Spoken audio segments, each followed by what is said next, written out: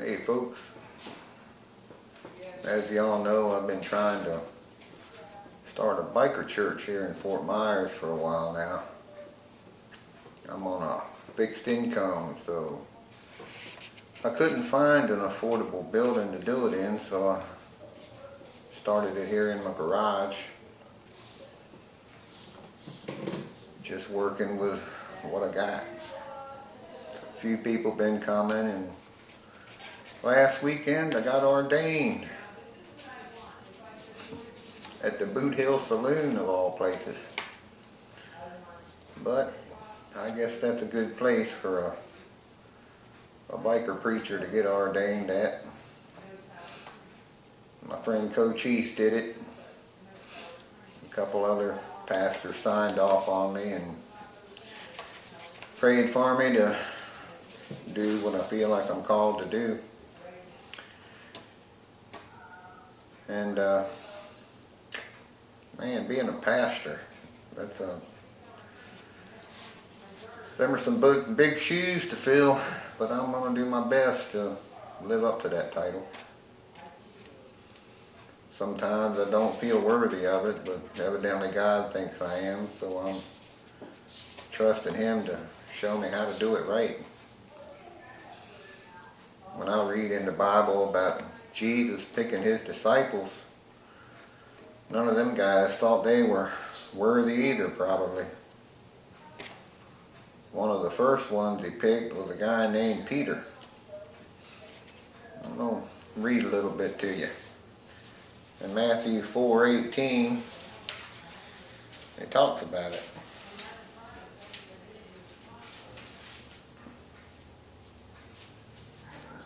I got all this stuff marked here, but it's a lot of things I gotta read to you, so bear with me. I'll get to it.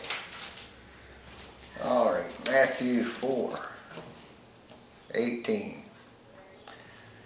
As Jesus was walking by the side of the Sea of Galilee, He saw two brothers, Simon, called Peter, and his brother Andrew.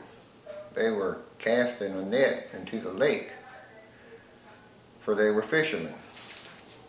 "Come, follow me," Jesus said, "and I will make you fishers of men." And at once they left their nets and followed Him. Now imagine that. Back then there was the temple that was just plumb full of religious people. People that had been studying the scrolls their whole life. But for whatever reason, Jesus didn't go there to round up His crew. He was getting His crew together from ordinary people. Just working class guys. But evidently He saw something in them that they probably didn't see in themselves.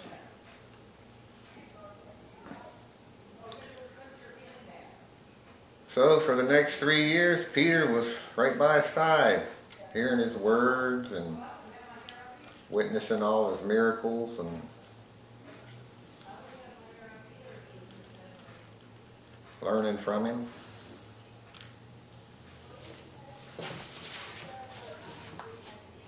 Now bear with me, I'm new to this. Anyway, when we read a little farther on about when Jesus was walking on the water. By now He's done got His crew together, and He had sent them across the lake, and they're in the boat out there in the middle of the lake in the middle of the night, and here comes Jesus walking on the water, just walking by. And old Peter, out of all of those guys in the boat, Peter, he was the only one that jumped out.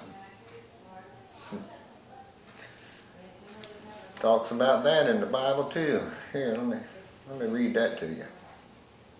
That's in Matthew 14, 25 to 32.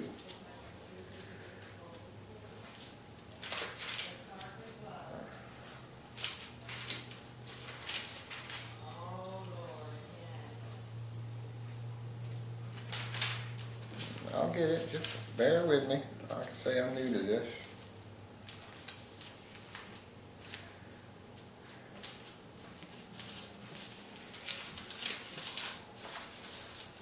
I don't have one of those fancy phones that I can just punch it up on. I've got to actually look in the book. Here it is. In Matthew 14, 25. So during the fourth watch of the night, Jesus went out to them walking on the lake. When the disciples saw him walking on the lake, they were terrified. "It's a ghost," they said, and cried out in fear. But Jesus immediately said to them, "Take courage, it is I, don't be afraid." "Lord, if it's you," Peter replied, "tell me to come to you on the water." "Come," he said. Then Peter got down out of the boat and walked on the water and came towards Jesus.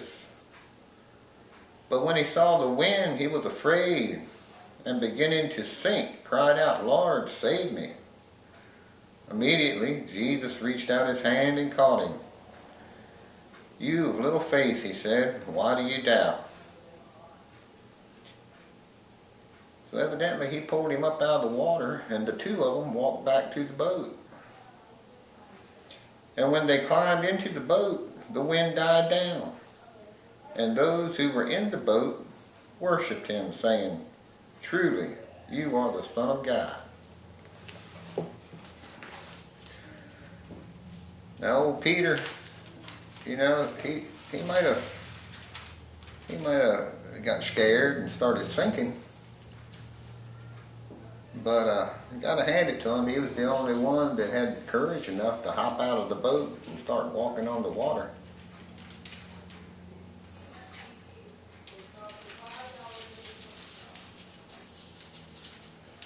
You know, but he'd been hanging out with Jesus. He'd seen, you know, a lot of miracles and stuff, and his faith was building. You know, it wasn't quite all the way there yet, but that little mustard seed of faith was enough for him to get out of the boat and take a few steps.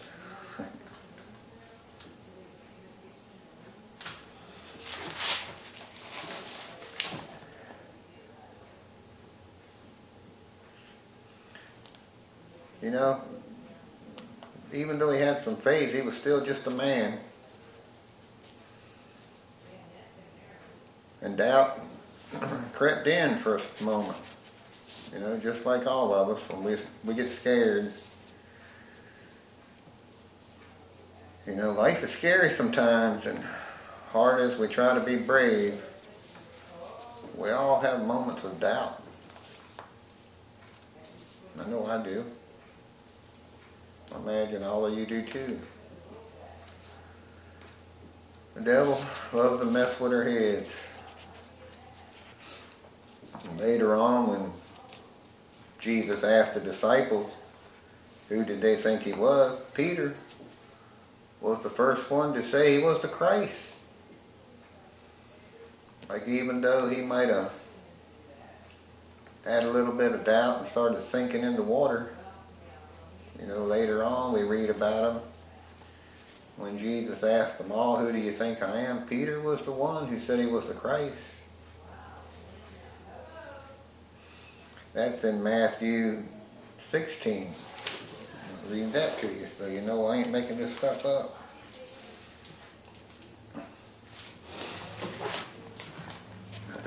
When Jesus came to the region of Caesarea Philippi, he asked his disciples, "Who do people say the Son of Man is?" They replied, "Some say John the Baptist, others say Elijah, and still others, Jeremiah, one of the prophets." "But what about you?" he asked. "Who do you say that I am?"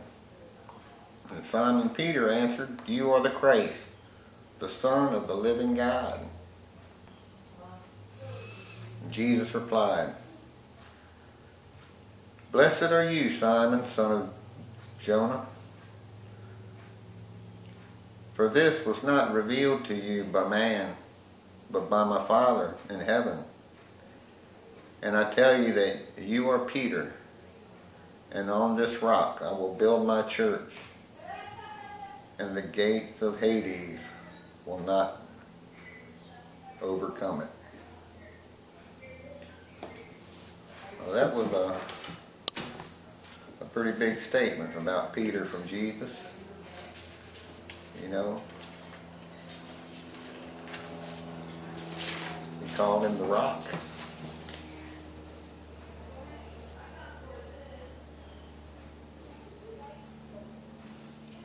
Kind of like Peter was the strongest believer of any of them.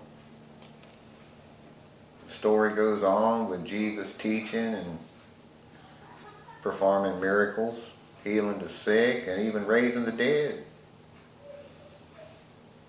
I would imagine the faith of the disciples who witnessed these things was stronger than any of us in today's world. And so was the love they had for Jesus after living with him for 3 years. You know, they all were hanging out 24/7. You know, I'm sure that, you know, just being around him and talking to him, and that there was a love and a brotherhood there that none of us can even imagine.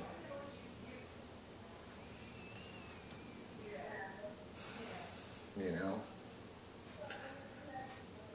But when the time comes for them to tell him, for him to tell them he was going to give up his life to save the world, he predicted that even Peter would deny him. Imagine how that must have sounded, you know, to Peter. Here you know, he'd been with him all this time, and you know, was kind of like his right-hand man, but Jesus said, even you were going to deny me. That's in Matthew 26. I'll read that to you.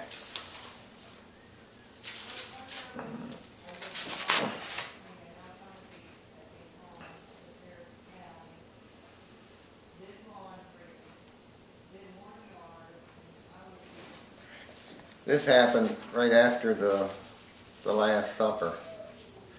You know, Jesus knew that that night the soldiers were going to come and get him and lead him off to be tried and crucified. And he was having his talk with the fellas. It says, when evening came, Jesus was reclining at the table with the 12.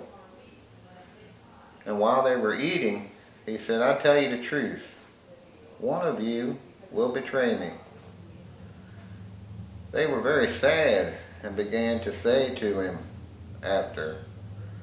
one after the other, surely not I, Lord. And Jesus replied, the one who has dipped his hand into the bowl with me will betray me. The Son of Man will go just as it is written about him. But woe to that man who betrays the Son of Man. It would be better for him if he had not been born. And he was talking about Judas Iscariot. Then Judas, the one who would betray him, said, surely not I, Rabbi. And Jesus answered, yes, it is you. While they were eating, Jesus took bread and gave thanks and broke it and gave it to his disciples, saying, "Take and eat, this is my body." Then he took the cup, gave thanks, and offered it to them, saying, "Drink from it, all of you. This is my blood of the covenant, which is poured out for many for the forgiveness of sins. I tell you, I will not drink of this fruit of the vine from now on until the day when I drink anew with you in my Father's kingdom." When they had sung a hymn, they went out to the Mount of Olives. Then Jesus told them, "This very night you will all fall away on account of me. For it is written, I will strike the shepherd and the sheep of the flock will be scattered. But after I have risen, I will go ahead of you into Galilee." And Peter replied, "Even if all fall away on account of you, I never will." "I tell you the truth," Jesus answered, "this very night, before the rooster crows, you will disown me 3 times.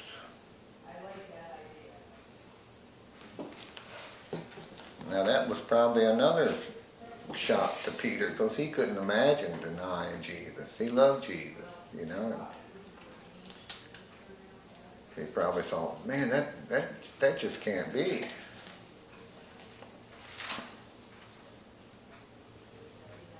You know, later on when the soldiers came to get Jesus, like Peter was the one who pulled out his sword and cut off a man's ear trying to defend him. You know?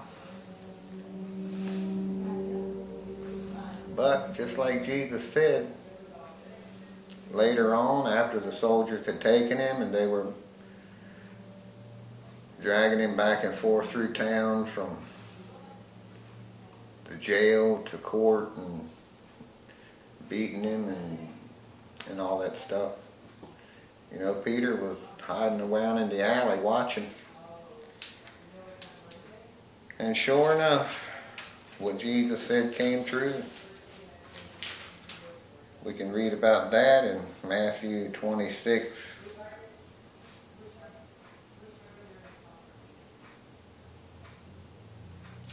Uh, 20. I think it's 26.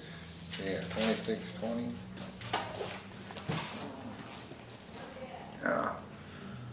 When Peter was sitting out in the courtyard and a servant girl came to him, "You also were with Jesus of Galilee," she said. But he denied it before them all. "I don't know what you're talking about," he said.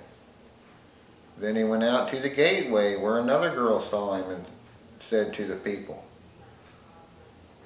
"This fellow was with Jesus of Nazareth." And he denied it again with an oath, "I don't even know the man." After a little while, those standing there went up to Peter and said, "Surely you are one of them, for your accent gives you away." Then he began to call down curses on himself, and he swore to them, "I don't even know the man." And immediately a rooster crowed. Then Peter remembered the words Jesus had spoken, "Before the rooster crows, you will disown me 3 times.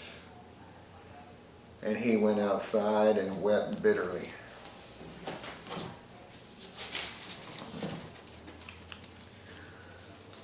Man, can you imagine how big of a loser he felt?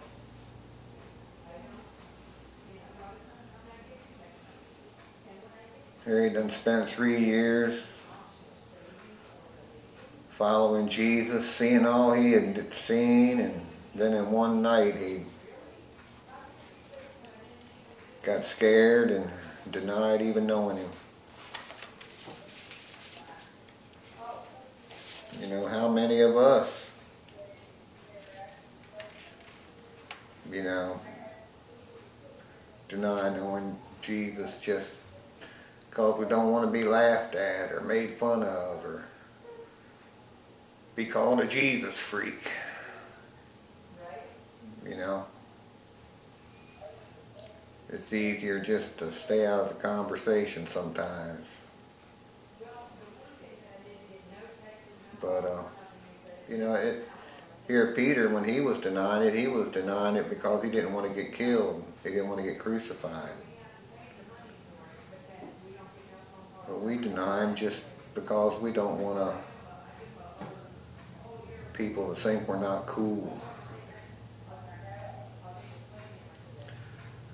Pretty sad. Afraid to have people make fun of us. Well, I'm to the point in my life where I don't care if they make fun of me anymore. You know.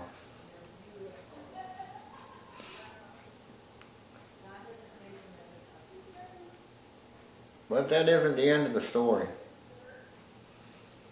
You know, when Jesus rose from the grave, you know, the disciples saw him again.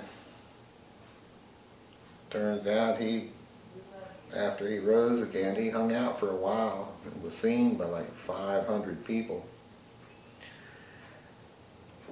And,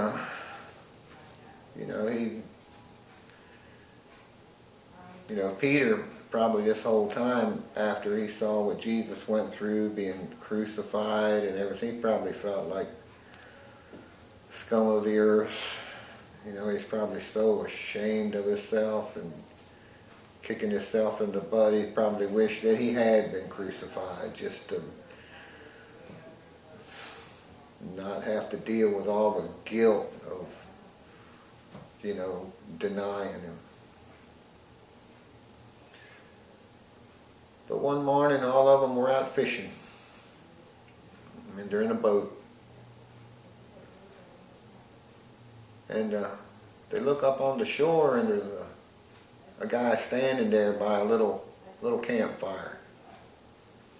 Now, they'd been fishing all night. They hadn't caught nothing. And the guy hollers at them and says, "Hey, how's it going? You caught any fish?" They said, "No, we ain't caught nothing." Now, they're ways off, they didn't know who they were talking to. He said, "Throw your net on the other side of the boat." So they said, "Well, okay, we got nothing to lose." So they threw their net on the other side of the boat, and they caught so many fish they couldn't even hardly pull them all into the boat.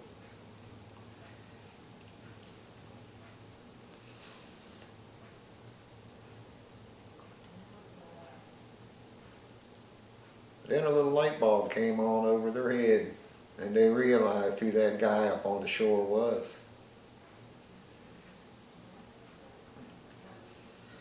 John, he tells that story.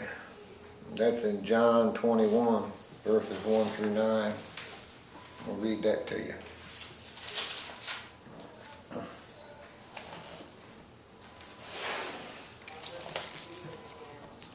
Afterwards, Jesus appeared again to his disciples by the Sea of Tiberias. It happened this way. Simon Peter, Thomas, called Didymus, Nathanael from Cana in Galilee, and sons of Zebedee and two other disciples were together. "I'm going out to fish," Simon Peter told them. And they said, "We'll go with you." So they went out and got in the boat, but that night they caught nothing. Early in the morning, Jesus stood on the shore, but the disciples did not realize that it was Jesus. He called out to them, "Friends, haven't you any fish?" "No," they answered. He says, "Throw your net on the right side of the boat and you will find some." When they did, they were unable to haul the net in because of the large number of fish. Then the disciple who Jesus loved said to Peter, "It is the Lord." As soon as Simon Peter heard him say, "It is the Lord," he wrapped his outer garment around him, for he had taken it off, and jumped into the water. The other disciples followed in the boat, towing the net full of fish, for they were not far from shore, about 100 yards. And when they landed, they saw a fire of burning coals there with fish on it and some bread. And Jesus said to them, "Bring some of the fish you have caught." And Simon Peter climbed aboard and dragged the net ashore, and it was full of large fish, 153. Even with so many, the net was not torn. Jesus said to them, "Come and have breakfast." None of the disciples dared ask him, "Who are you?" They knew it was the Lord. Jesus came, took the bread and gave it to him, and then did the same with the fish. This was now the third time Jesus appeared to his disciples after he was raised from the dead. When they had finished eating, Jesus said to Simon Peter, "Simon, son of John, do you truly love me more than these?"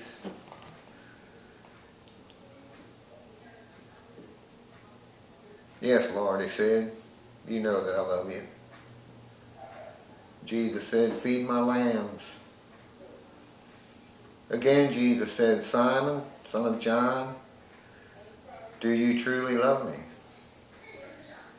He answered, "Yes, Lord, you know that I love you." And Jesus said, "Take care of my sheep." The third time he said to him, "Simon, son of John, do you love me?"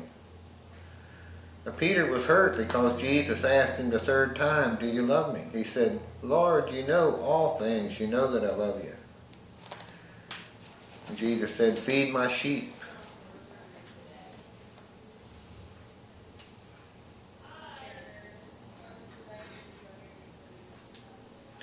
Jesus said, "Feed my sheep.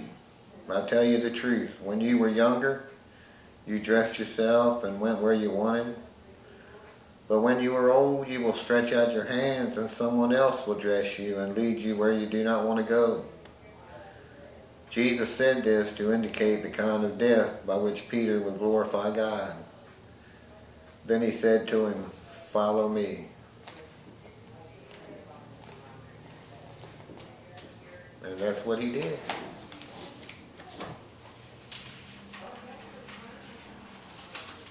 Peter went on to become the rock that Jesus said that he was. If you read in the book of Acts, you'll see a lot of powerful stuff that Peter ended up doing.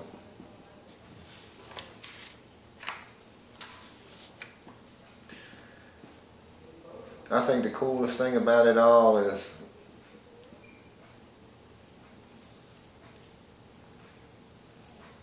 that Jesus forgave him and still loved him. Nothing changed.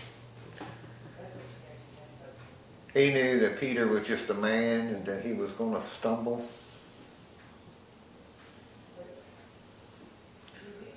He knew it before Peter did.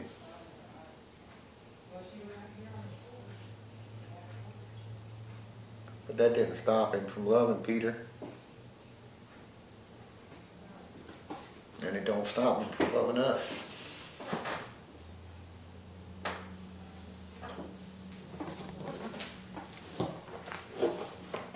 It's all right here.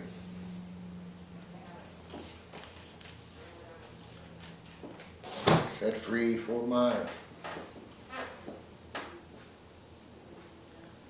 Come see us. I'll catch you later.